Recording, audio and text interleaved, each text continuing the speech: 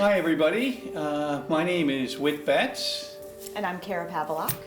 and we are here as part of a series to reach out to get your views on issues that are going on and being debated at the state capitol. We are calling our program here Speaking Up for You, or Standing Up for You.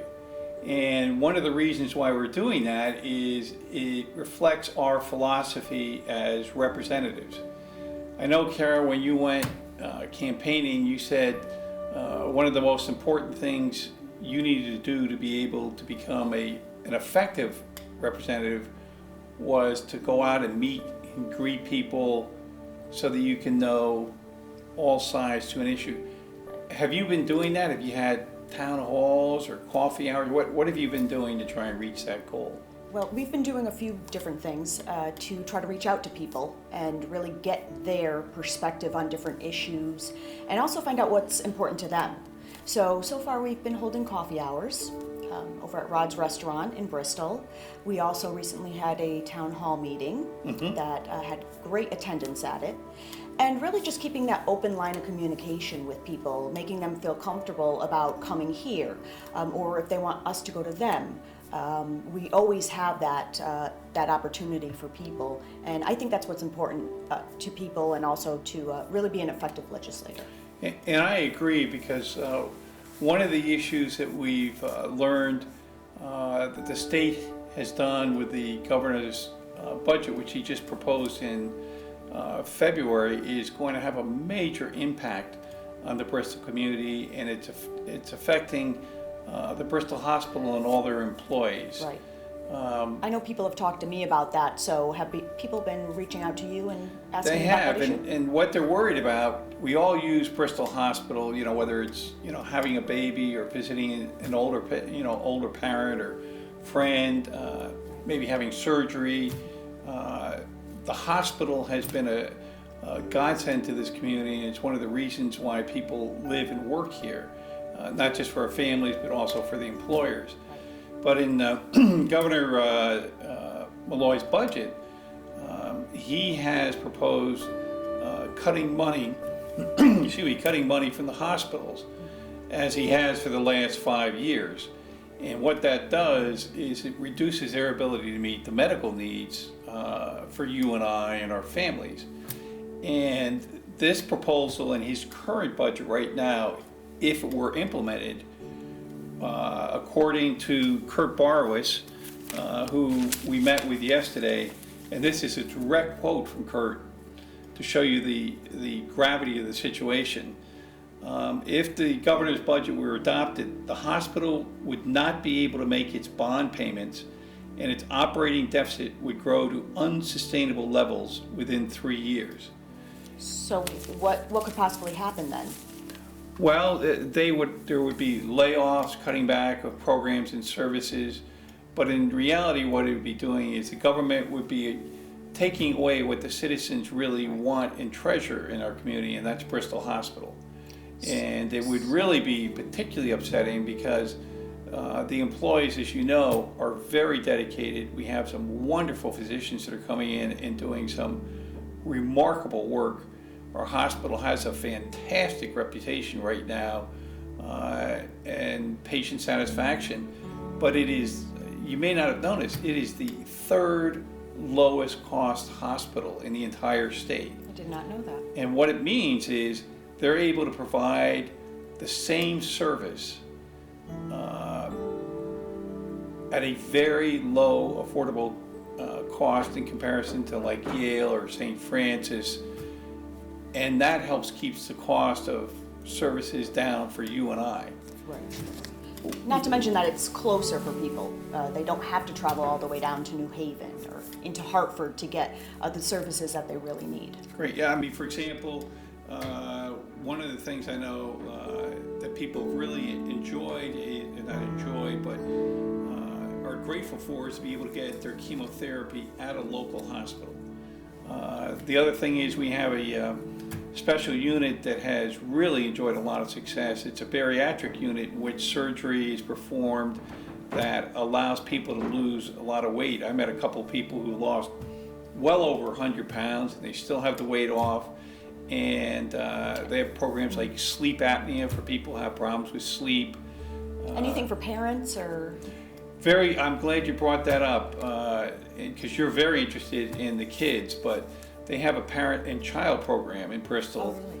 That's supported by the hospital and is designed to prevent child abuse. And as we know, there's a lot of single parents, and we know there's a lot of stress in raising kids.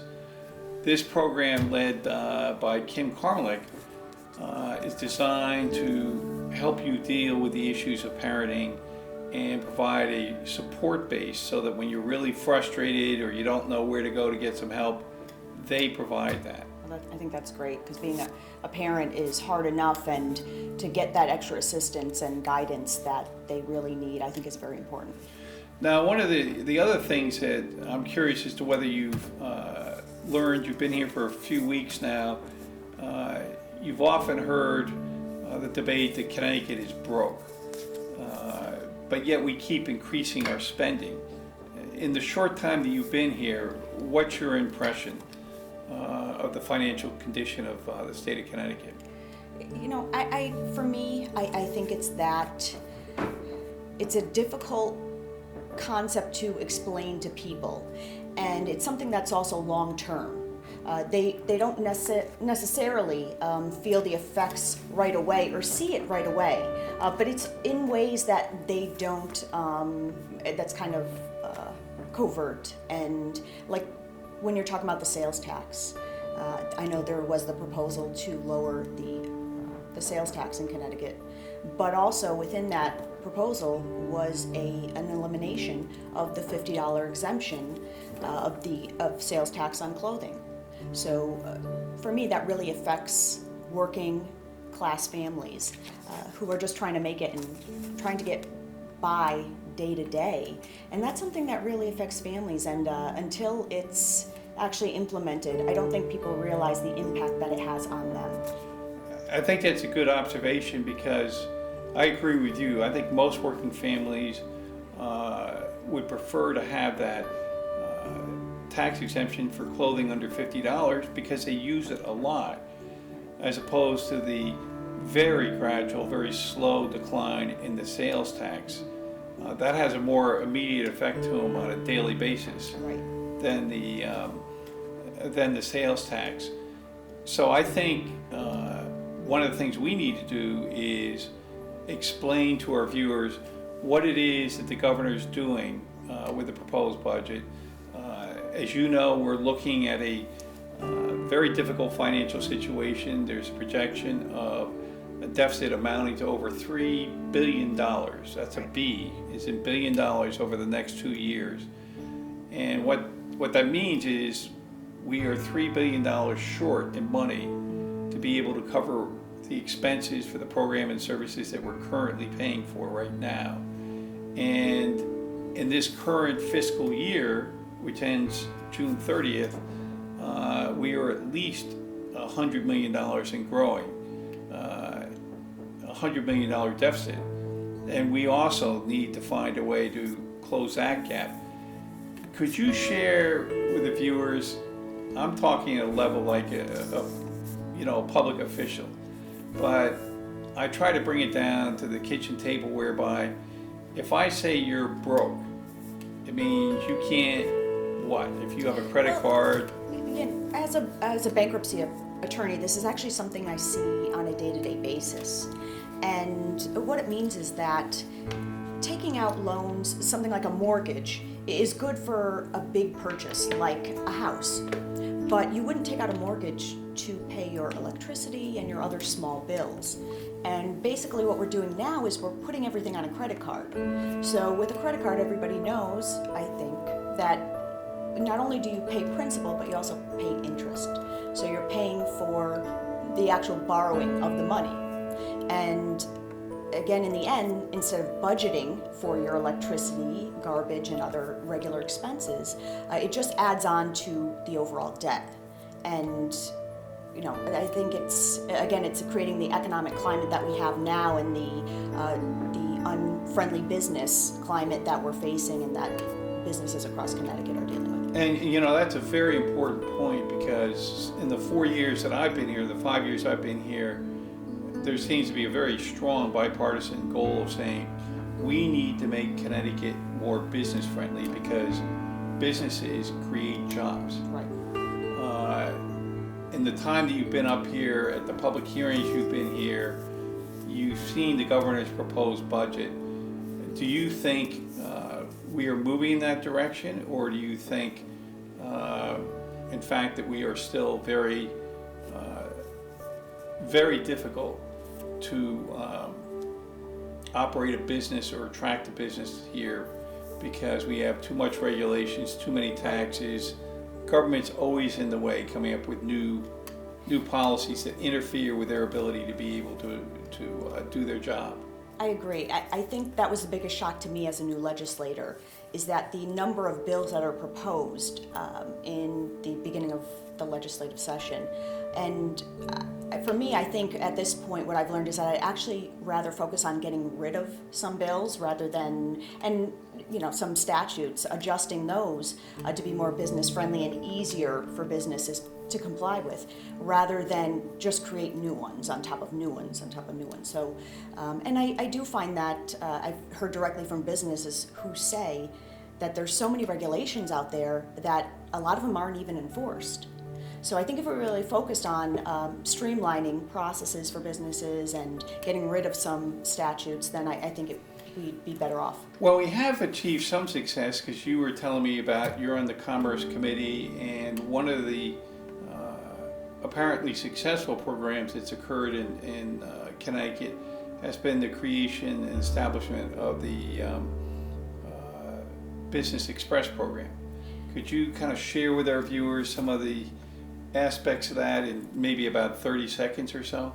Well, what we're looking to do overall in Commerce was look at programs that really gave back, that the investment showed a return for the state. And so we've looked at expanding various programs for small businesses that help minorities, women, and veterans, and kind of grow those opportunities. Okay. But also in other areas for other small businesses to let them expand and reinvest in their company and ultimately in the state. That's a good policy. Well, we have to take a break right now, and we will come back to continue to share with our viewers the issues that are currently being debated up here at the Capitol. So let's take a break, and we will see our viewers shortly.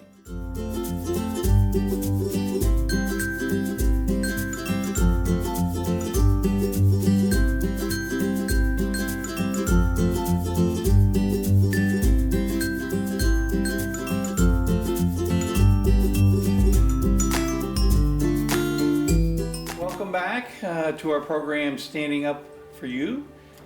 Kara, when we last were speaking, we were talking about the state budget and how it impacts the community. One of our roles is, and one of the benefits of our jobs, is going and visiting different sites and locations in the Bristol community.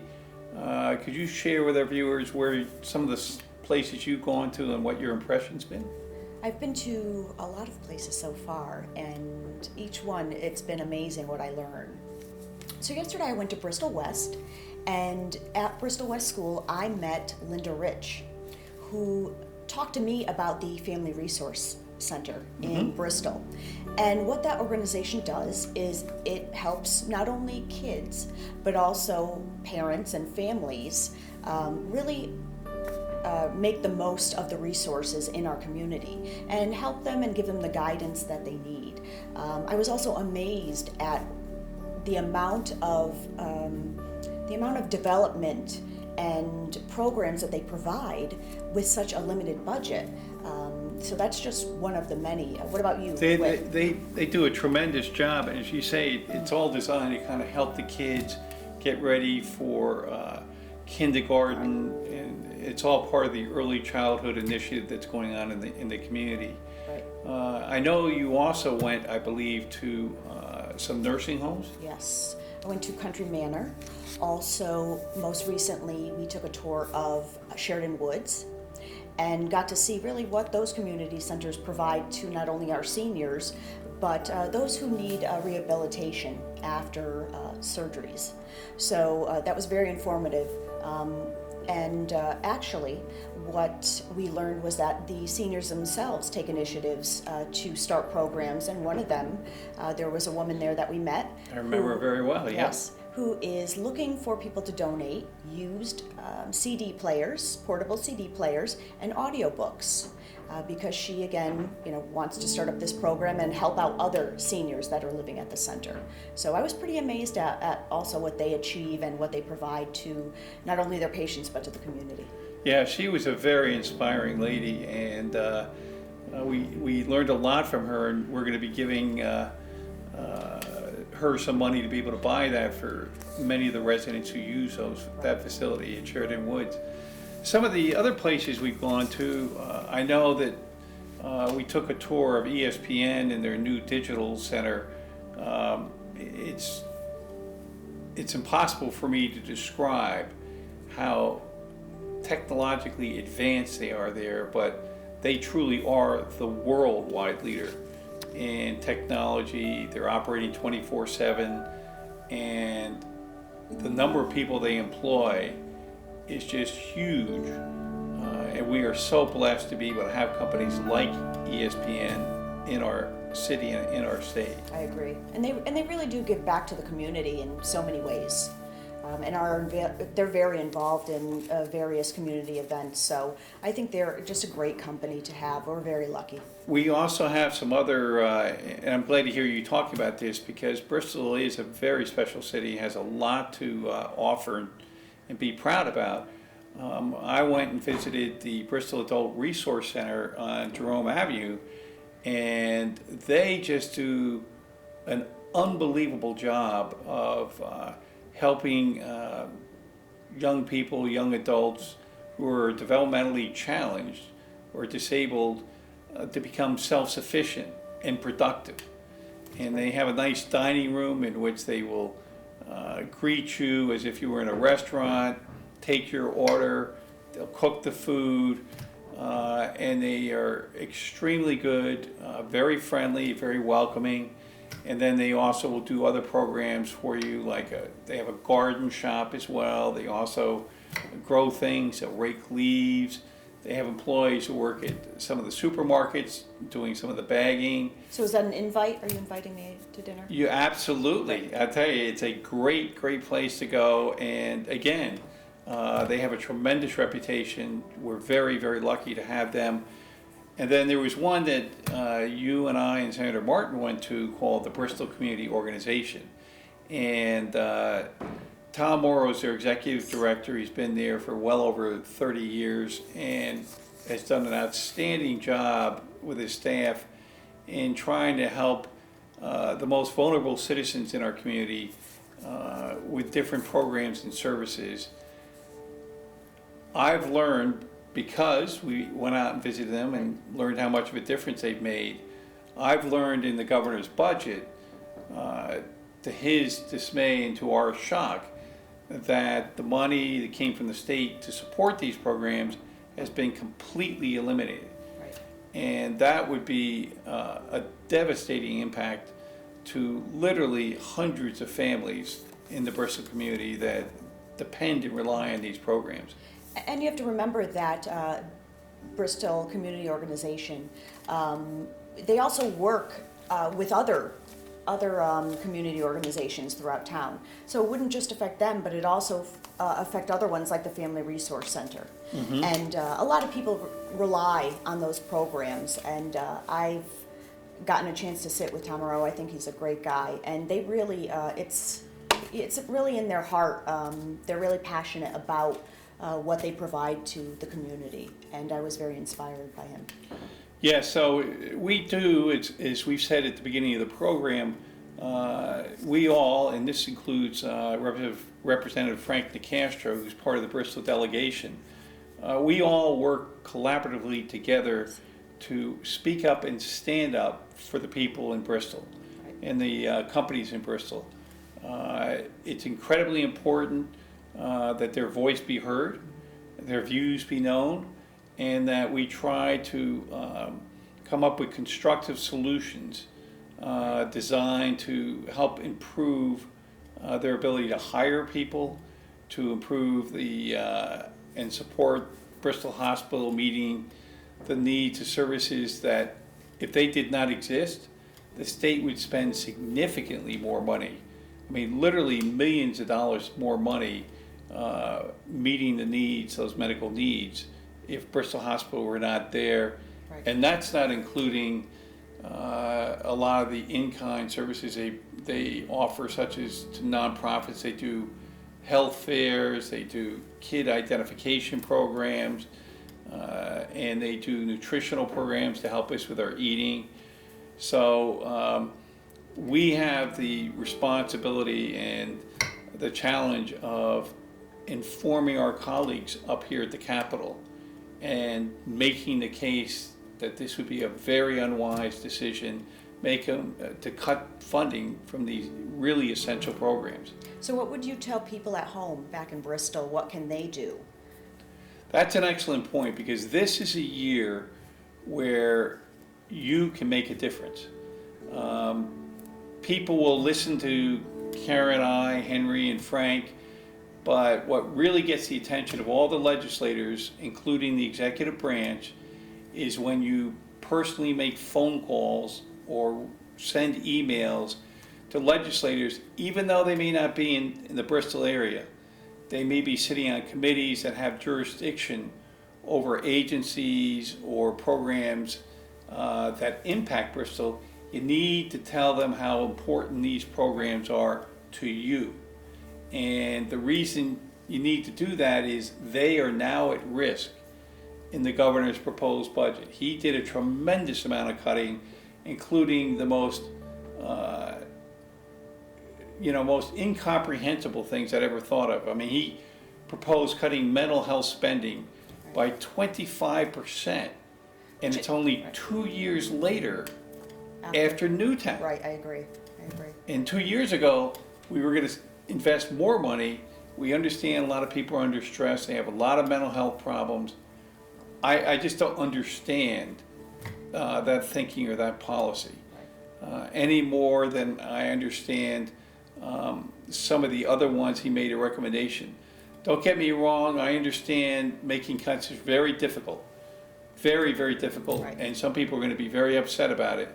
But I do think that there has to be a vision as to what the long-term expectations are of what businesses, what families can expect in terms of services and support from the state government. We now know the fundamental problem, as you said, and you've noted when you were talking about bankruptcy, we simply don't have enough money to provide all the programs that have been promised. So somewhere along the line, we're going to have to make some serious cuts, but they need to be thoughtful and they need to be planned out whereby people don't lose jobs, Right. but they may be provided by the nonprofit sector as opposed to the public sector. And the one that comes to my mind are the social service programs. Can you explain the nonprofit for our audience? The difference between the nonprofit, and the state sector. That's an excellent question. In the public sector, if you were providing, let's say, programs for home care, nonprofit providers might be able to provide those programs or those services there was a study that cited in a particular part of the state, they might provide those services for $180,000. If those same programs and services are provided by the public sector, i.e. state employees, those very same programs and services would cost $300,000. And the reason for the disparity is because the state employees have higher and more expensive benefits and wages than the nonprofit, which haven't seen any increases in wages in 8 years.